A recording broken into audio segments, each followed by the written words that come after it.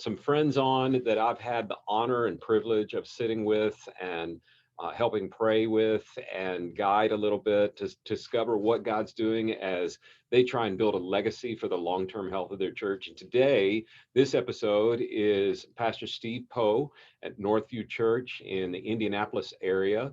And many of you probably know Pastor Steve, but I just thought, Steve, if you could, first of all, thanks so much for making time. I mean, who has time to record anything in this middle of this mess?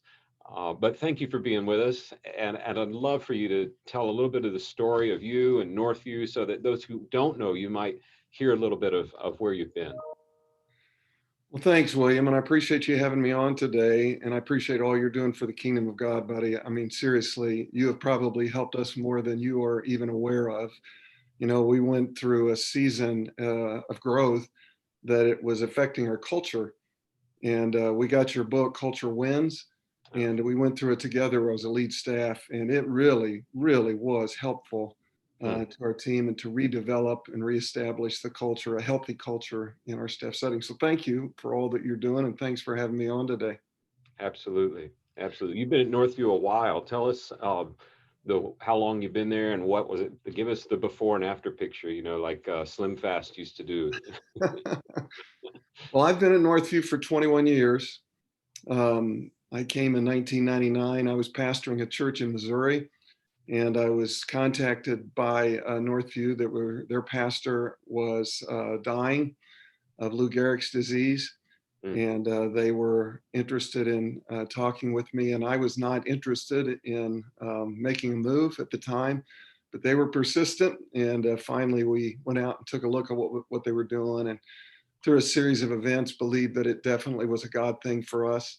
It was a church of about 500 at the time, and again, not emotionally, they were not real healthy because they had been through this process with their pastor dying for 3 years, and so a lot of people had left the church, and they were struggling, as you might imagine. But yeah, so we just went to work, and at the time, the church at that time was an Assembly of God church, and but we pulled out of the assemblies about 7 years in, and about 2007. And since that time, the church has just continued to grow. We're now a church, let's just say pre-COVID, we were a church of about 12,000 people Wow. with 13 different campuses. And four of those campuses are actually in prisons.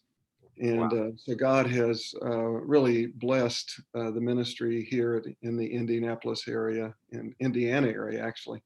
Wow. Wow. And what people don't realize is how fast. I mean, think uh, who knows what the Outreach 100 is going to look like this year. I mean, Yeah. Oh my goodness. but you guys have been not just in the largest, but in the fastest growing. I think right up near the top this last year. So it's been rather sudden spike. I mean, it's the It has. 21-year overnight success, right? Yeah, really, I would say it was about 2014 that I mean, it was moving up and to the right before that, but in 2014, it took a hard ride up, and God has really blessed our efforts since that point Wow. and grown rapidly. Well, I want to get to why we actually know each other. But before we do that, it has been quite a year. We're letting this season drop, I guess is the right word. I'm having to learn new vocabulary. On a check TV guide and when it airs, but I guess we don't do that anymore. But the season's dropping early 21, so we just came through 2020, and I'm just wondering, like, what did the Lord teach you in that year? I mean, what have you seen? How have you guys adapted? What have you had to change? Just talk to us a little bit, particularly for pastors out there that are still struggling and we're still just trying to get through this. You know, a lot has changed. Goodness sakes, anybody that's pastored a church knows that. Certainly, we had to go online, and we were already online doing church, but we really hadn't taken it real seriously. And then overnight, literally for us and every other church in the country and around the world, had to make a shift in one weekend to go online. Um, that made a lot of things difficult. We had to do things we'd never done before. It made it hard to cast vision.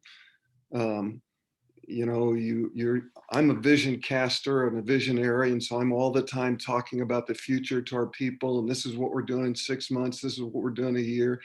And all of a sudden I couldn't talk vision not only to our people, but I couldn't even talk it to our staff, because goodness sakes, we didn't even know what was going to happen in 2 weeks, let alone Right. in 2 months. And so that was really, really hard. um, you know um, I think the biggest thing, though, William, that's changed is the lack, or the loss, I should say, of engagement. Mm. Um, you know, for us, probably the most important thing is engaging our congregation, helping them to feel like they have a seat at the table, helping them to feel like they're involved. And all of a sudden, we went online and closed our doors. And now all of a sudden, there was no way for people to really be engaged.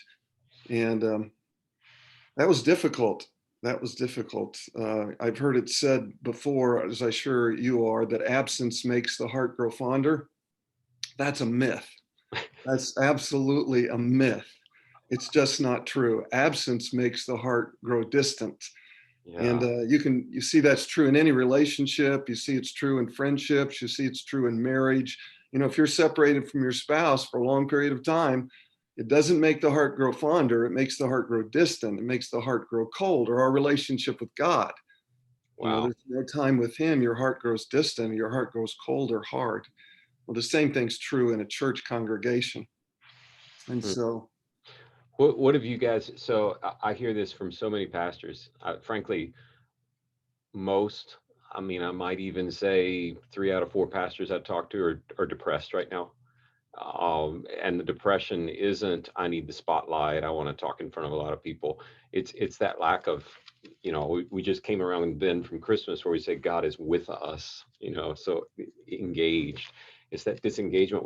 Are there any engagement hacks you've learned in 2020 that might transfer to listeners out there, particularly those that are in a church that's not 12,000, that's, hey man, we just had a few hundred and we're just now figuring out what a YouTube is, and like what would be uh, some strategic steps toward engagement that you might pass on?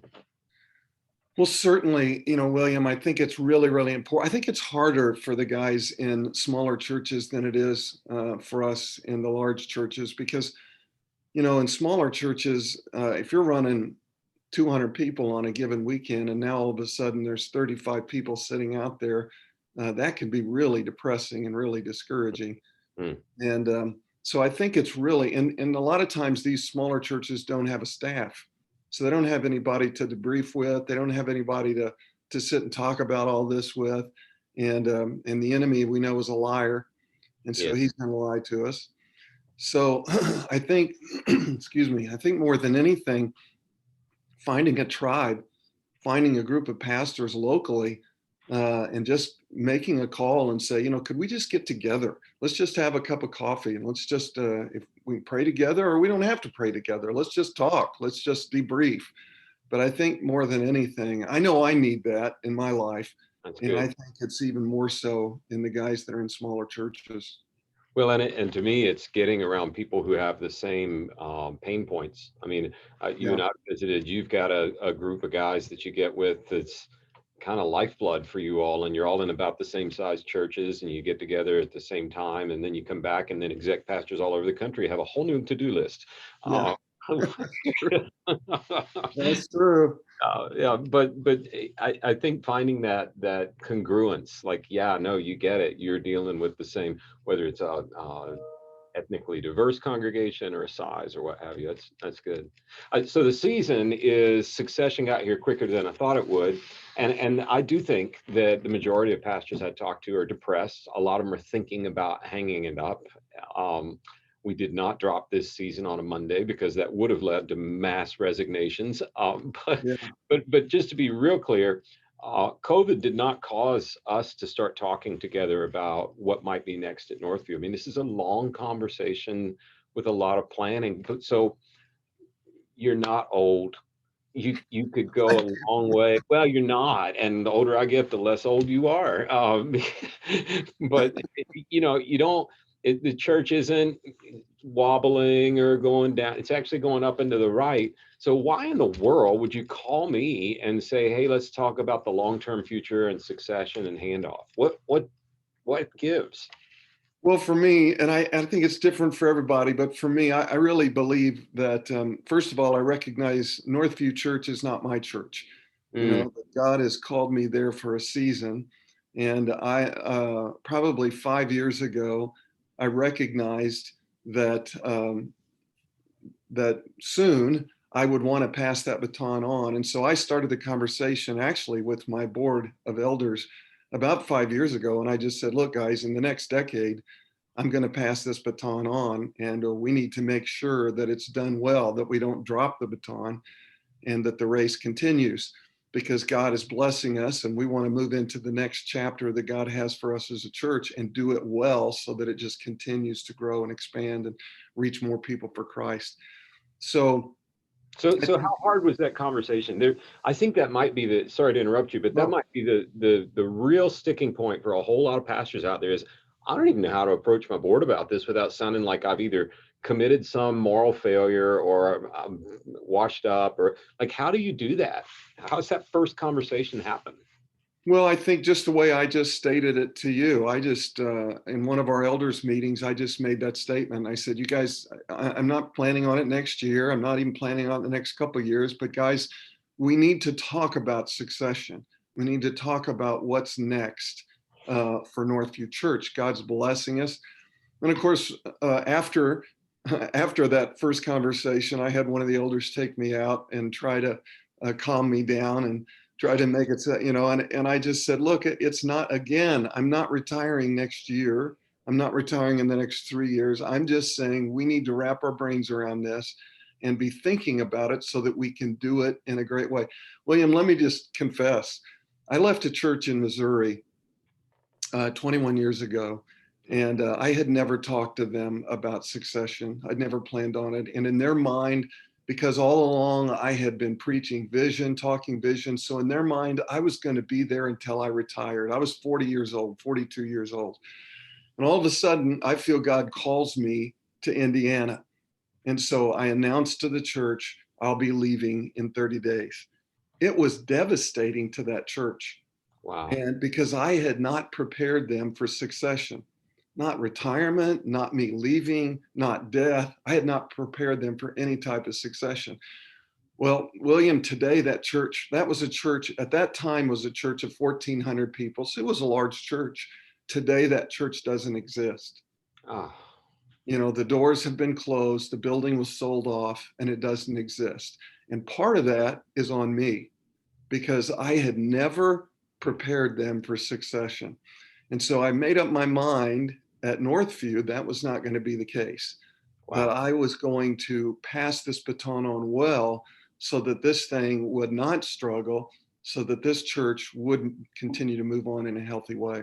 That is so good. That is so good and so common to what I've heard for over the years. You know, we wrote the first version of Next Pastoral Succession that works 6 years ago. We were studying it, and over and over, what I heard was, I've never talked to my board. And frankly, true confessions, I didn't write the book for any reason other than for your board meeting to be able to have that meeting, to Yeah. move the conversation out of the parking lot and into the boardroom. Yeah. You know what I kept, what struck me is pastors are, their relationship to a church is not, or it shouldn't be, employer employee. It's much more like family. So, Yes. so if you're in a CEO role and you walk into your board and it's your employer and you say, let's talk about when I'm not here anymore, they're like, what a man of vision. I mean, Yes. what a great thinker. Yes, let's talk succession. Well, if you're in a family setting and dad sits down at dinner and says, let's talk about when I'm not here anymore, I mean, the kids are like, what's he dying of? Mom's Yeah. like, who did you run off with? What? There's no good ending to the conversation. So it's like, I think if you wrap it in vision, which you've done so well, like, guys, I'm always dreaming about our future. And it's my job to look out over the horizon. And there is a part of this horizon where I'm not here anymore. It's so good. I want to take what you said and write another chapter in our book. Uh, Well, like I said, failure, you don't want to repeat failure. And so I felt like I blew it in Missouri at that church. And so this church, I want to do it well. Yeah. And Yeah, well, you are. And we're learning together. I mean, I tell people all the time, it's like Polaroid film. It develops. It's not like we've got some magic picture of the end. It's just stepping. It's kind of like vision in 2020. I always want God says, my word, David says, your word is a lamp to my feet. And I want that to be a big xenon bulb that shines 3 miles down the road. But he really was talking about little lanterns on his feet that let him see one more step. yeah, exactly. And that's Well, kind of, we initially, when I had this, as we were having this conversation, the elders were saying, well, I think we can do this. And I said, I'm sure we could, but we're going to employ Vanderbloemens because we want to do it right. Again, it's too big of a step to mess this up. You only get one shot at passing this baton, and if you drop the baton, you're out of the race. well, it's where And relays are won or lost. It's yes, why the U.S. really has been horrible at the 4x100 over the years, and it's yeah, all because of the baton pass. yeah, We put Carl Lewis on it. If you're old enough to remember him, then like the fastest sprinters in the world, but you don't get that little zone right, and it's a problem. And I'm asking you this cold. I don't know the answer. What is God teaching you about succession as you take this one step at a time through it?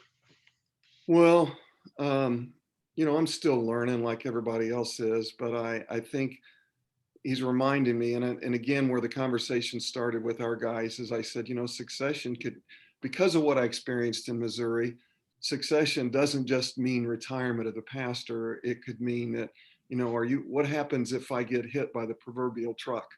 What happens then? Are they ready for that? What happens if, I don't think God's going to call me anywhere else, but what happens if all of a sudden the Holy Spirit's whispering in my ear that I need to go to this church? Is the church ready for that? And so I think that's why I think it's important that guys that are even in their 40s and maybe just starting out in ministry, they need to think about succession, because uh, you know you could get hit by that truck, and all of a sudden the church is left thinking, boy, we didn't see this coming. What in the world do we do now? And so, for years I've had I typed out a letter with all the instructions of what to do if something happened to me. And I gave it to my assistant in an sealed envelope. And I said, if something ever happens to me, hand this envelope to our elders, and it'll Wow, give them instructions on who they need to call and what they need to do, the steps they need to take. Here are wow, the guys that will fill the pulpit in the first few weeks. This is their phone number. that's And good. so she Can I has that. And every 2 years I update it. So when you're done at Northview, come work with us and run the succession practice, because that's the easiest first step. It is. It doesn't mean you're retiring or going away. It's just like, what would I do if I died, or if my wife got sick and I had to take care of her for 9 months, like if I had to step out for Yeah. a season. And anybody can have that conversation in a non-threatening way with their board and design it. It's like buying life insurance. You don't really think about your death when you're buying Right. life insurance. So yeah. Hey, I want to hit on one other topic and see where it's gone. So the board member that pulls you aside and says, "Hey, man, you don't have to, like, it's not time yet." Is that still happening? No, it did happen for a little while, though. I mean, one of, because I'm friends with all these guys. We've served, our elders serve for a long time, Sure. and so these guys, I've grown to love all of them dearly. They love God with all their heart, and they love me. And so the one that really pulled me aside, he was saying, surely there's a way, you could travel, you could do other ministries and still lead us. Let's figure out a way to make that work. And I said, I'm honored that you want that, but that's not what's best for Northview Church. Hmm. You need somebody that's 100% devoted to building this church. That's what God's called them to do. That's where their time and efforts being spent. You don't want somebody that's part-time trying to lead an organization like this. That's And good. so it was an honor that he cared that much about me. But again, he got it. And so I think now all my elders are on board. They all get it. They all see how important this is, and they're all being really supportive. Well, I think it's very, very normal for elders to say, no, you don't need to go. Even ones, I mean, I'm speaking to other pastors now. You're going to have elders that don't like you tell you that. I Yeah. know Steve's elders, and I've met with them without him, and they do love him. But there's some elders that, I mean, they, you know, are just the thorn in the flesh. But they're going to say, oh, you ought to stay. Well, why is that? Well, here's what I've come to believe. If you stay a long time at your church, chances are your elders have been elders for a long time. When you start talking about succession, guess what that threatens? Yeah. They don't even realize it, but they're talking about their own aging, their own mortality, their own time when they're not an elder anymore. And I don't think they mean to. I don't think it's premeditated, but there's just like a trigger the enemy fires inside them that makes them say, no, no, no, no, no, it's not time. But Well, it doesn't last. And I think it's because of your leadership, Steve, that has gone away. And I think that it's incumbent on people listening to you've got to drive this, you know. well, people don't like change, and elders all of a sudden get threatened with the idea some new guy's going to come in and he's going to change this thing up, and we don't want change, and so yeah, they push hard back on it. Wow. So I had the goal of making this a conversation that would happen among pastors. You know, having been a senior pastor, how many people do you have? Well, you tell the biggest number or version you can, and we had 9 bajillion people baptized last week. And you don't want to show vulnerability, and you don't want to. Is it a conversation that's happening now? It wasn't happening when I was a pastor. Are you when you talk to other pastors? Is it coming up? Succession. Yeah. Yes, I mean this group you alluded to it a while ago. I'm in a group of pastors. There are 20 of us that meet a couple times a year, and all of us are in very large churches, probably the 20 of the largest churches in America. And I would say succession is every time we meet is a part of the topic. Wow. These guys are range in age anywhere from I think 40 to 60, and so yeah, succession is one of the things we talk about every single time. I think that's healthy, William. I don't know about you, but I Yeah. just think that's a healthy thing. We're looking at it in a completely different light than it used to be looked at. Yeah. Yeah. Well, I mean, to me, when I hear guys like you talking about it, and I get brought in to speak to groups, well, we've never had this as a topic of discussion, but could you? And when I hear pastors start talking about it, they sound more like Jesus, who was talking about, now I'm not going to be with you the whole time. You Mm-hmm. know, I mean, he was forever talking about his departure. Now you're going to have to be ready to go do these things. Like it's ultimate leadership, and his long-term ministry was 3 years, right? Yeah. So what? Well, and the thing is that anyway, if a church is healthy, it's like I'm not, this is going to be our church. We're going to attend church at Sure, Northview. Uh, sure. I wanna be there, and if whoever succeeds me needs help and has questions, I want to be there for them. For goodness sakes, I've worked too hard to build this. I don't want him to fail. I want him to succeed, and I That's want. part of honestly, selfishly, that's part of the coolest part of the process when we work with a church is getting to help you craft what does that future look like for you? Because when the priests retired in the Old Testament, it was required that they do it. It was required that the community take care of them financially for the rest of their life. Well, that And it sounds was like a good deal. yeah, and then the priests did not get to just go play golf. They had new jobs. It Yeah. was not the same priestly duties. So it's just really cool to see. I can't wait to see where the film keeps developing as we walk together with Northview, and it's become a longer and longer conversations. One of your friends in that group of 20 hired us a couple years ago and wanted a 10-year contract for succession. I'm like, sure, we can do that. We'll, of course, my staff's like, what are you talking about? No, we'll build it now, you know. But Yep. it's become a longer journey, a longer conversation, and it's really cool. So, what would you say to two people as we round out time? First of all, what would you say to the pastor who is nowhere near retirement, but is hearing this conversation and they're like, uh, any word for them about what to do or a word of encouragement? Well, I would certainly. Again, we've already hit on a lot of the topics. I think they need to start thinking about what that looks like if God calls them somewhere else. Don't just leave a church hanging. And so they need to think about that. But I would get your book on next. There's some other books out there that are written on succession, and I would read up on it and just have knowledge. You know, knowledge is our friend, facts are our friends, and I think that will help them. Um, because again, when you're 40 years old or you're 30 years old and you're pastoring a church, you're fired up and you're motivated. The last thing on your mind is succession. But, you know, somebody asked me in the first church I was in, well, what if God calls you somewhere? It was an older gentleman challenging me in this very topic. He said, well, what if God calls you somewhere? And I'm like, oh my, I'm here till the Lord returns. I'm not leaving. Well, he said, that sounds good, but you might. Well, I did.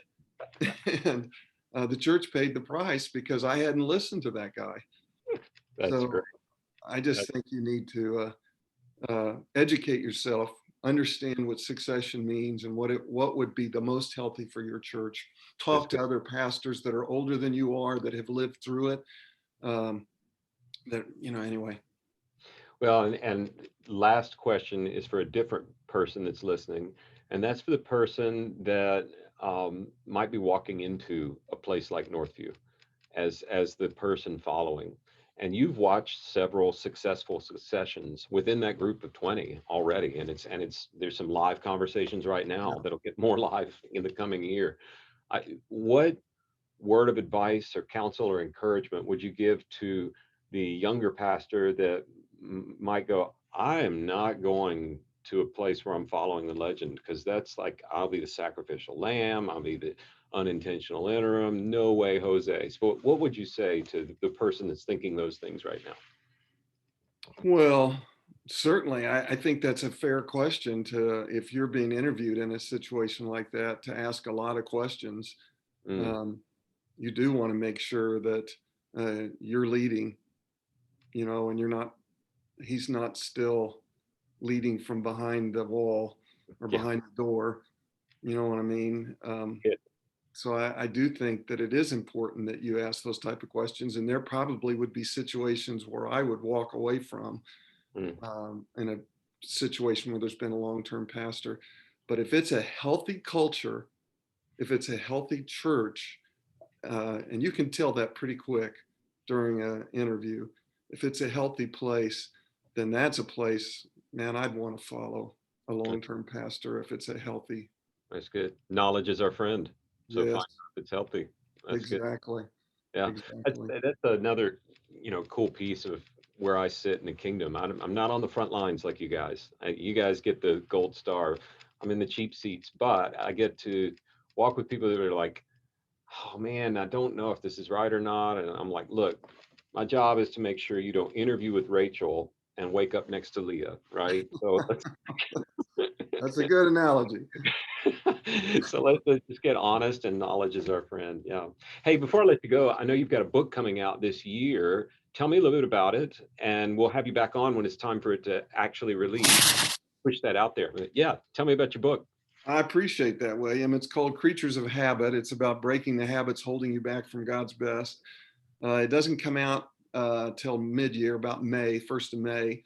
But I'm excited about it, especially coming out of COVID. I mean, the timing couldn't have been better Yes. because we have developed, Christians have developed so many bad habits Wow. during the COVID season. And it really, we could go a whole different conversation. That really concerns me, the habits that we've developed. And so this book is about each chapter deals with a different habit that we might have established, like pride or prayerlessness or workaholism, complaining, anger, lust, cynicism, and on and on it goes. And it's just the idea of what does that really mean in our life and how do you break those bad habits? Because if you don't break the bad habits, then it becomes a spiritual stronghold in your life and it's going to Mhm. keep you from God's best. I also think I've done 2 sermon series out of it. I do 6 topics each time. So I think it's going to be a great book for pastors looking for A a yeah, series. I Yeah. think it's also going to be a great book. A lot of times counselors are trying to encourage their people on what to read. And so Yeah. it'll be a great book for counselors to encourage their folks with. Well, the longer I live, the more convinced I am. Ben Franklin was right when he said one of the greatest inventions ever is compound interest. And man, you make some tiny changes in your habits, and over time, it's amazing what can happen. Yeah.